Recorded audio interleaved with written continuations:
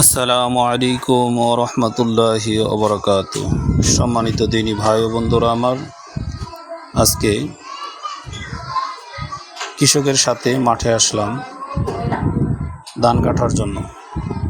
দেখেন চতুর্দিকে কি সুন্দর মনোরম পরিবেশ, খুব সুন্দর কৃষকের খেতে ধান হয়েছে।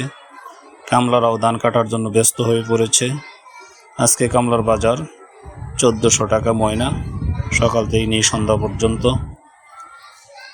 অত্যন্ত চমৎকার সোনালী ফসল মহান রব আল্লাহ রব্বুল আলামিন মাঠে দান করেছেন। কৃষক এবং কামলা উভয় মিলে ধান কাটার জন্য ব্যস্ত হয়ে পড়েছে। তাই একটু চেষ্টা করলাম কামলাদের সাথে ধান কাটার জন্য, দেখি পারি কিনা।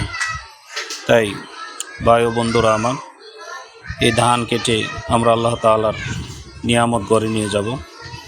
আল্লাহ সুবহানাহু ওয়া তাআলা যেমন আমাদের নিয়ামত দিয়ে ভরপুর করে দিয়েছেন, আমরাও যেন ঠিক তদ্রুপ মহান রবের ইবাদত করে আমাদের আমলের পুঁজি যেন ভরপুর করতে পারি। পরকালের আমল নামা যেন আমাদের সুন্দর হয়, সেই জন্য আল্লাহ তাআলার কাছে আমরা রোনাজারি করব, কান্নাকাটি করব।